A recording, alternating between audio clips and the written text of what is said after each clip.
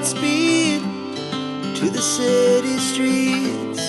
We began to feel the fire. We rise like tall buildings as the chemicals they take us higher. 현재 전 국민의 슬픔 속에서 내년도 1월 4일까지 국가적으로 애도 기간을 갖기로 했다고 합니다. 조류의 충돌은 우리가 상상할 수 있는 이상의 충격을 받을 수 있다고 하는데요. 그 데이터 내용 함께합니다. 새가 날개에 껴서 착륙을 못하고 있다라는 마지막 카톡들이 더욱더 슬픔을 안겨주고 있습니다. 세계 각국의 정상들도 애도의 메시지를 보내고 있습니다. 한국에 인연을 둔 두 숨진 두 태국인의 여성에 관한 내용입니다. 지미 카터 대통령이 100세로 별세를 했습니다. 퇴임 후에 오히려 더 빛났던 대통령의 내용입니다. 한국 사람들은 현재 이것부터 씀씀이에 대한 허리띠를 졸라 매겠다며 줄이고 있다고 합니다. 세균이 득실거리고 있는 전자레인지, 이 마이크로웨이브의 청소에는 이것을 쓰면 좋다라고 합니다.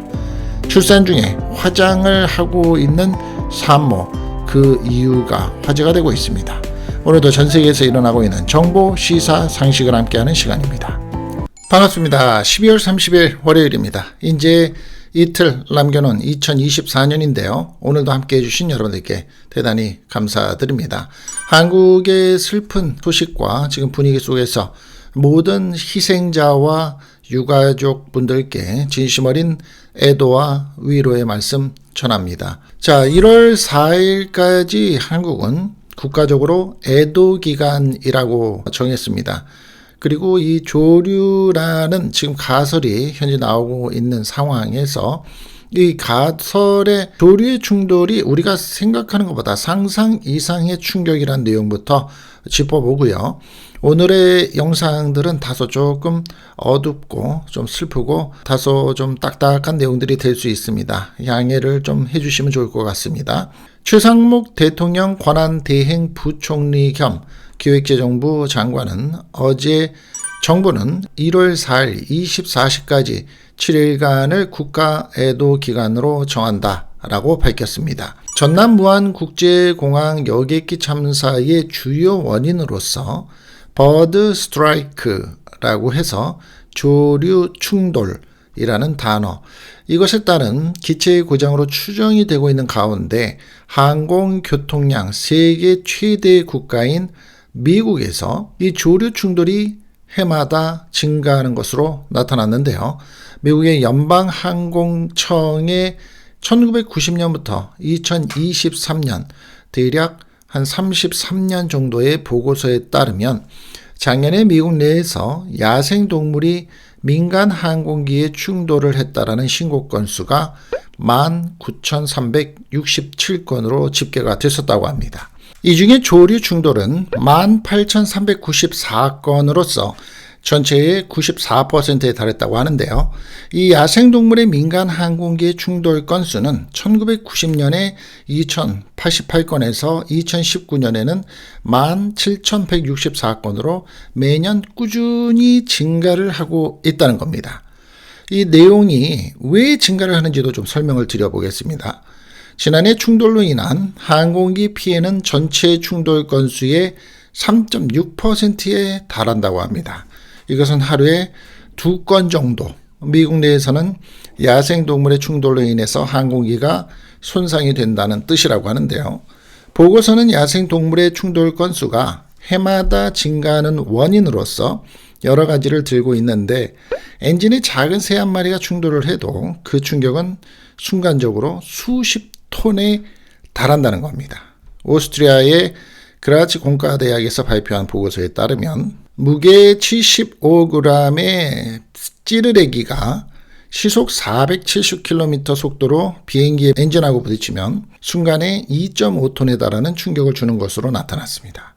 같은 속도로 부딪혔을 때 1.8에서 2.3kg의 가마우찌는 20톤이 되고요.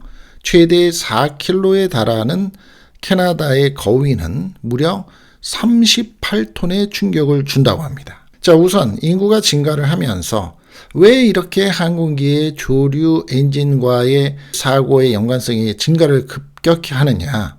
이것은 이제 인구가 증가를 하면서 항공 여행의 수요가 늘어났고 공항 주변의 개발이 한층 활발해지면서 야생 동물들이 인간의 활동과 항공기에 익숙해져서 충돌이 늘어나고 있다라고 전하는 겁니다. 우리가 이제 비둘기 같은 거를 모이를 주거나 또 길거리에서 참새, 또 길거리에서 우리가 다니다가 이제 강가나 이 늪지대에 보면은 오리들 잘 안 피하죠, 사람들이. 같은 개념이죠. 또 항공기의 기술 발전으로 엔진 소음이 감소를 하면서 출력이 높아지고 동물들이 이를 감지하고 피하는 것이 더 어려워졌다라고 지적을 하는 겁니다. 이 착륙대에 가장 발생하기가 쉬운데 막상 이륙이 끝나가지고 고공이 높아지면 고도가 높아진 상태에서는 그런 일이 없는데 이륙과 착륙 때에 가장 많이 발생을 하고 이륙보다는 착륙 때의 가능성이 높다라고 합니다. 참고가 되시고요. 자, 두 번째인데요. 계속해서 이런 내용들이 좀 안타깝게 나올 듯한데 마지막 카톡들이 있었습니다. 항공기 내에서 부모님과 카톡을 주고받은 내용들인데요. 새가 날개에 껴서 착륙을 못하고 있어 라고 마지막 카톡에 있었던 내용 또 짚어보죠. 이번 사고에 비행기에 타고 있던 승객이 가족에게 전한 마지막 메시지가 공개가 됐습니다. 사실 이제 비행기가 항공 내에 공해상에 와 있는 상태고 이륙하고 착륙하는 랜딩의 상태였기 때문에 어느 정도의 이제 핸드폰이 터지는 데이터가 활성화돼서 터지는 그런 위치죠. 그러다 보니까 새가 날개에 껴서 착륙을 하지 못하고 있다는 내용이 카톡으로 가족에게 전달이 됐던 겁니다. 사고의 비행기가 무안공항에 착륙을 할 예정이었던 29일에 오전 9시쯤 탑승객 중 한 명이 공항으로 나온 가족에게 보낸 메시지인데요. 이 탑승객은 새가 날개에 껴서 착륙을 못하고 있다며 잠깐 기다리라고 전했습니다. 이에 놀란 가족이 언제부터 그랬냐라고 물어보자 방금이라고 답을 했습니다. 그 다음에 이제 기다리는 가족이 메시지를 보낸 건 읽지도 못했습니다. 그리고 유언을 해야 하나 라는 메시지를 끝으로 더 이상의 연락은 오지 않았습니다. 비행기가 새와 충돌을 해서 첫 번째 착륙에 실패를 한 직후 가족들에게 급박한 기내 상황을 전달했던 걸로 추측을 한다라는 지금 얘기가 나오고 있고요. 국토부는 어제 오전 8시 57분 관제탑에서 조류 충돌 주의보의 경보를 보내고 1분 뒤에 항공기 조종사가 조난 신호를 보냈다라고 밝혔는데 비슷한 시각의 기내에서는 탑승객들에게도 조류 충돌 상황이 공유됐던 것으로 보인다는 겁니다. 자, 이것은 현재 생존을 한 2명이 승무원이죠. 그리고 끝쪽에서 이제 있었던 승무원들인데 지금 치료를 받고 있는 중에 사고 경위에 대해서는 인터뷰나 대화를 하기가 어렵다고 합니다. 아무래도 충격이 너무 커서 더 힘든 상황이 될 수 있기 때문에 이제 인터뷰나 사고 경위에 대해서 지금 얘기를 못 하고 있는데 나중에 승무원들한테 조금 할 수 있는 상황이 주어진다면 아마 승무원들도 그런 얘기를 하게 되면 이게 그 기내에서 탑승객들에게 조류에 충돌을 했다라는 내용이 확인이 되는 거겠죠. 29일 한 온라인 커뮤니티에는 또 다른 탑승객의 카톡이라는 제목의 글이 올라왔는데요. 작성자가 공개한 사진에서 딸은 엄마에게 엄마 비행기에 새가 껴서 착륙을 못하나 봐. 갑자기 전화하래. 안 받아서 카톡 남겨놔. 엄마 사랑해 라고 보낸 겁니다. 작성자는 정말 기장이 전화하라고 한 건가 사랑해 라는 말 가슴이 찢어진다고 전했는데요. 안타까운 마음 또 내 가족 또 내가 그럴 수 있는 상황이기 때문에 너무 촉각의 순간에 일어났던 사건이기 때문에 더욱더 가슴이 아픕니다. 세계 각국의 정상들도 애도의 메시지를 보내고 있는데 한번 그 내용도 좀 참고 삼아 짚어보겠습니다. 세계 각국의 정상이 제주항공의 여객기 참사와 관련해서 애도의 뜻을 전했습니다. 조 바이든 미국 대통령은 29일 성명을 내고 영부인과 저는 즉 질 여사이죠. 저는 무안에서 발생한 제주항공의 사고로 인한 인명피해에 대해서 깊은 슬픔을 느낀다고 밝히면서 가까운 동맹으로서 미국 국민은 한국 국민과의 깊은 우정의 유대를 공유하고 있습니다. 이번 비극으로 영향을 받은 분들을 생각하면서 기도를 합니다. 라며 미국은 모든 필요한 지원을 제공할 준비가 되어 있습니다. 라고 강조를 했고요. 이시바 시게루 일본 총리도 X의 한국어로서 이번에 가슴 아픈 여객기 사고로 한국에서 수많은 고귀한 생명을 잃은 것에 대해서 깊은 슬픔을 느낀다며 일본 정부 및 일본 국민을 대표해서 희생되신 분들 및 유가족들께 진심으로 애도의 뜻을 표하며 부상당하신 분들이 하루빨리 쾌유하시기를 기원한다고 적었습니다. 시진핑 중국의 국가주석도 29일 한국 여객기 사고에 관해서 최상목 한국 대통령 권한대행에게 위문 전보를 보냈다라며 관영 중국 중앙TV가 보도를 했습니다. 시 주석은 삼가 중국 정부와 중국 인민을 대표해서 희생자에게 깊은 애도의 뜻을 표하고 희생자 가족에게 진심 어린 위로를 전하며 부상자가 속히 건강을 되찾기를 기원한다 라고 밝혔습니다. 우르줄라 폰데라이언 유럽연합의 집행위원장 역시 X의 항공기 추락사고 이미지를 보고 가슴이 아팠습니다 라며 희생자 가족과 대한민국 전체에 가장 깊은 애도를 표합니다. 여러분의 파트너로서 유럽은 슬픔의 시기에 여러분과 함께 한다라고 밝혔고요. 블라디미르 젤렌스키 우크라이나 대통령도 X에서 대한민국의 무안군의 공항에서 발생한 사고는 수많은 인명을 앗아갔다라며 생명을 잃는 것은 헤아릴 수 없는 비극이라고 말을 했습니다. 그는 우크라이나 국민을 대표해서 이번 사고 피해자의 유족과 한국 국민, 최상목 대통령 권한대행 부총리 겸 기획재정부 장관에게 진심으로 애도를 표합니다. 라고 얘기했습니다. 우리는 슬픔을 함께 나누며 이 슬픔 시기에 한국 국민과 함께 할 것이라고도 덧붙였고요. 자국민 2명이 숨진 태국의 패통탄 친나와 총리는 X에서 이번 사고의 희생자 유족에게 깊은 조의를 표했으며 외무부에 즉시 지원을 제공하도록 지시했다고 밝혔습니다. 이에 대해서 이제 AP와 로이터 통신증이 전했는데요. 전 세계에서 슬픔을 가지고 있을 때에는 슬픔을 나눠야죠. 이러한 때에 더욱더 관심을 가져주는 주변 국가들에 대해서도 감사한 마음을 표합니다. 한국에서 인연을 둔 2명이었다고 합니다. 이 숨진 2명의 태국인은 여성이었고요. 전남 무안 국제공항에서 발생한 제주항공 여객기 참사와 관련해서 태국 탑승객 2명이 숨진 것으로 알려졌죠. 태국 현지의 매체 방콕 포스트와 카오소드, 영국 BBC 등에 따르면 현지 시각 29일 타니셴랏 주안 태국 대사의 자국민 45세 여성 A씨와 여대생 B씨가 제주항공 편의 사고로 숨졌다고 밝혔습니다. 셴랏 대사는 서울 주재 태국 왕립대사관은 태국 국민 2명이 비행기에 탑승했다는 통보를 받았다라면서 이 불행한 사건으로 목숨을 잃었거나 다친 사람들의 가족과 사랑하는 사람들에게 진심으로 애도를 표하고 싶다라고 말을 했습니다. 현지 매체 보도에 따르면 A씨는 약 7년 전에 일을 하러 한국으로 건너와서 한국인 남편과 결혼을 해서 농업에 종사를 하고 있었다고 합니다. 슬아의 7살과 15살 자녀를 둔 2아이의 엄마였다고 하고요. 이달 초에 친정 방문을 위해서 남편과 함께 태국으로 향했었는데 남편은 약 2주 전에 먼저 한국으로 돌아왔었고 A씨는 태국의 북부를 여행을 한 후에 홀로 한국행 여객기에 몸을 실었다가 변을 당했다고 합니다.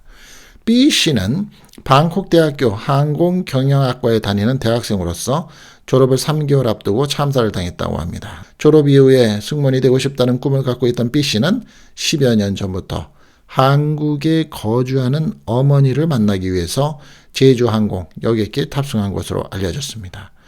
태국 총리는 사회관계망 서비스에 글을 올려서 유가족과 부상자들에게도 애도를 표했습니다.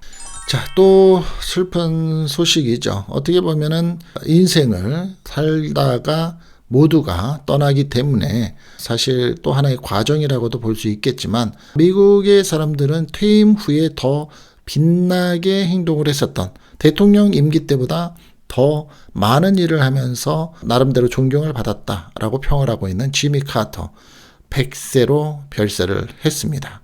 카터 전 대통령은 역대 미국의 대통령 중에서 가장 장수를 했습니다.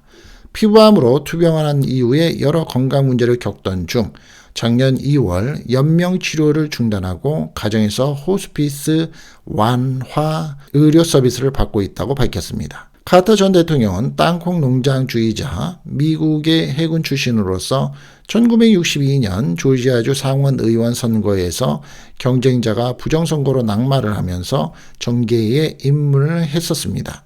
1971년 조지아 주지사에 당선이 됐고 1976년 대선에서 민주당 후보에 선출이 되면서 현직인 공화당 제럴드 포드 대통령을 꺾고 제39대 미국 대통령에 당선이 됐었습니다.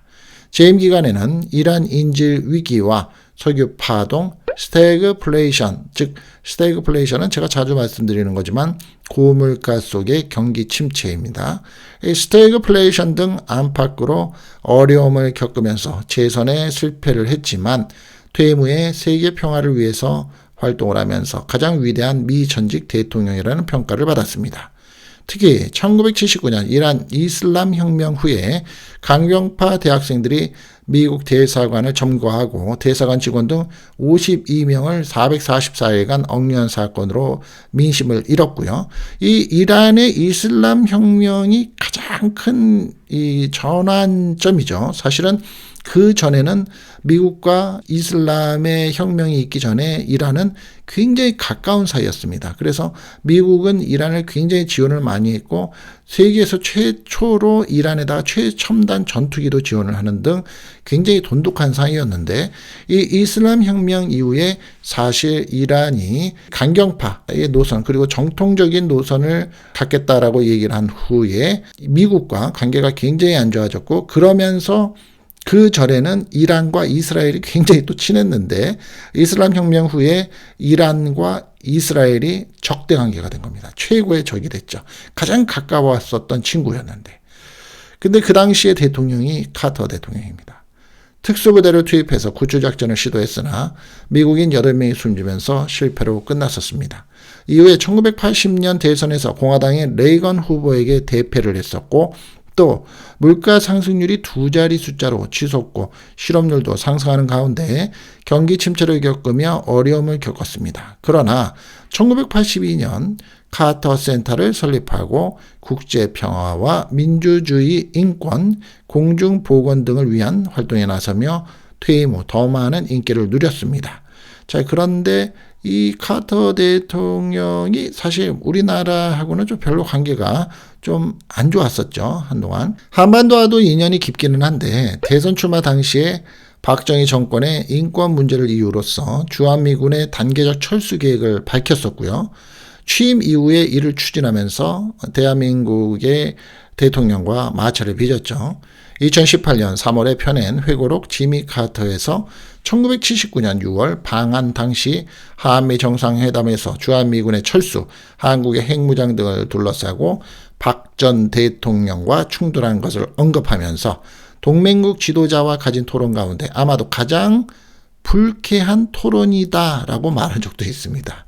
이 대통령의 유가족으로서는 자녀 4명과 손주 11명, 증손주 14명이 있다고 합니다. 제가 한 이틀 전에도 비슷한 내용을 말씀을 드렸는데 한국 사람들은 지금 현재 이것부터 허리띠를 졸라매면서 이런 업종이 가장 타격을 받고 있다고 합니다. 미용실, 세탁소 같은 데입니다.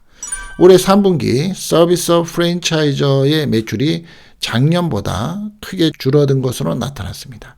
내수 침체 장기화의 의식주 외에 미용, 그러니까 미용실 가는 거, 또 여가의 활동을 하는 거, 또 스포츠 센터 같은 걸 끊는 거, 이러한 관련 서비스 지출이 위축된 영향으로 풀이가 됩니다. 30일 한국의 신용 데이터가 전국에 1만여 사업장을 대상으로 조사한 서비스업 프랜차이즈 트렌드 리포트라는 것에 따르면 올해 3분기 서비스업 프랜차이즈의 평균 매출은 약 3,672만 원으로서 전년 대비 3.1%, 전 분기 대비 5.6%가 감소하고 있다고 합니다.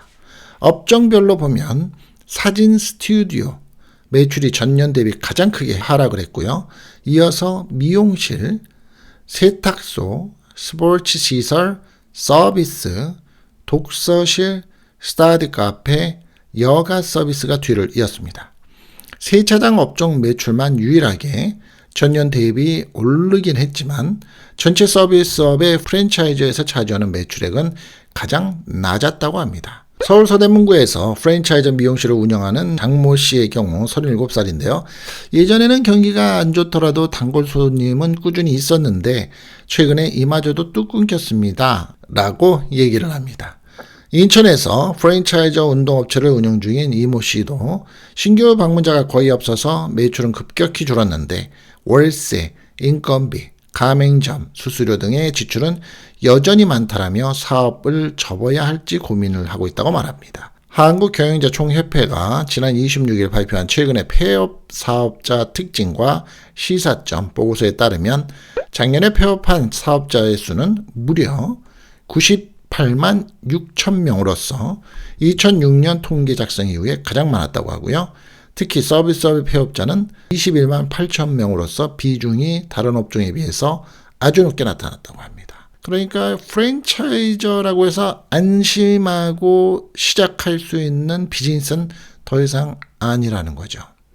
세균이 득실거리고 있는 전자레인지, 마이크로웨이브에 이것을 좀 써보라고 권고하고 있습니다. 또 상식적으로 좀 짚어보죠.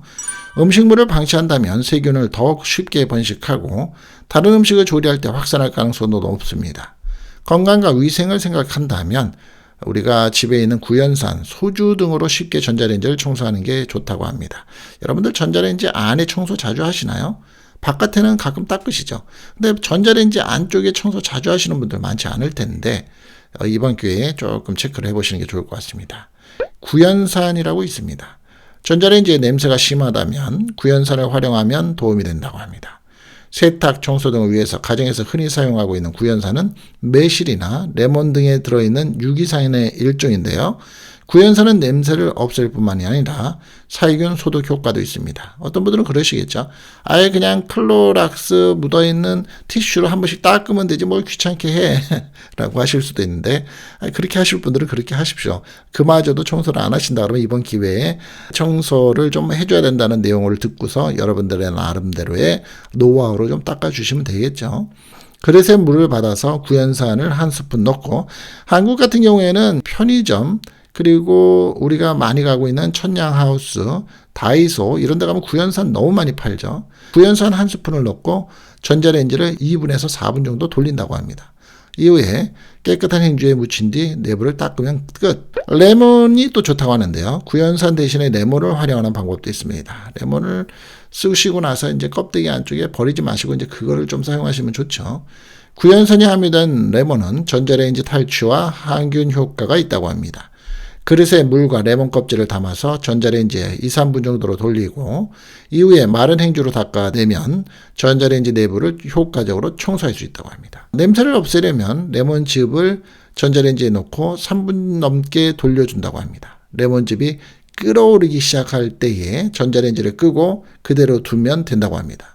그리고 10분 후에 문을 열면 전자레인지 내부에 진기가 가득한데요. 이 수증기를 깨끗이 닦아내면 청소가 끝. 자, 다음은 소주입니다. 먹다 남은 소주. 또 드시는 분들도 계시죠. 근데 또 술꾼들은 김 빠졌다고 안 드시죠. 먹다 남은 소주도 전자레인지에 탈취 효과가 있는데요. 소주의 알코올 성분이 냄새의 원인 물질과 함께 휘발되는 원리라고 합니다. 소주는 가열하지 않고 수세미에 묻혀서 그냥 닦으면 된다고 합니다. 분무기에 소주를 넣은 뒤에 전자레인지 내부에 뿌려도 냄새가 제거된다고 하고요. 자, 마지막으로는 우리가 또 많이 알고 있고 쓰고 있는 베이킹소다. 전자레인지 안에 음식물이 묻어서 굳어있는 상태면 베이킹소다를 이용하면 도움이 된다고 합니다. 그릇에 물, 베이킹소다 각 한 큰 스푼을 넣고 섞습니다. 이후에 전자레인지에 넣고 4분 정도 돌립니다. 이때 전자레인지를 열면 하얀 가루가 쌓여있는 모습을 확인할 수 있는데 행주로 내부를 혹은 페이퍼 타월로 내부를 비롯해서 문손잡이, 제어판 등과 함께 깨끗이 닦아주면 끝. 그러면 굉장히 오래 간대요. 네. 자, 다음 소식입니다.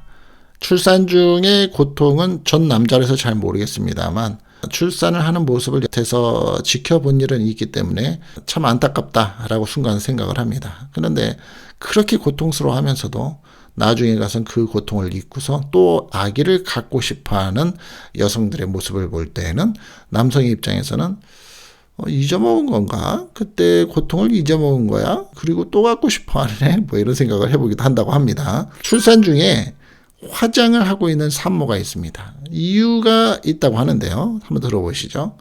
중국에서 출산을 앞둔 임산부가 산통을 겪으면서도 풀 메이크업을 해서 화제가 되고 있습니다. 지난 26일 중국의 소후닷컴 등 현지 매체에 따르면 지난 25일 산시성 타이위안시의 한 산부인과 병원에서 출산을 앞둔 여성 A씨가 진통을 겪으면서 화장하는 모습을 담은 영상이 눈길을 끌고 있습니다. A씨는 출산 직전에 극심한 진통에 고통을 호소하면서도 파운데이션을 바르고 눈썹을 그리는 등 풀 메이크업을 이어갑니다.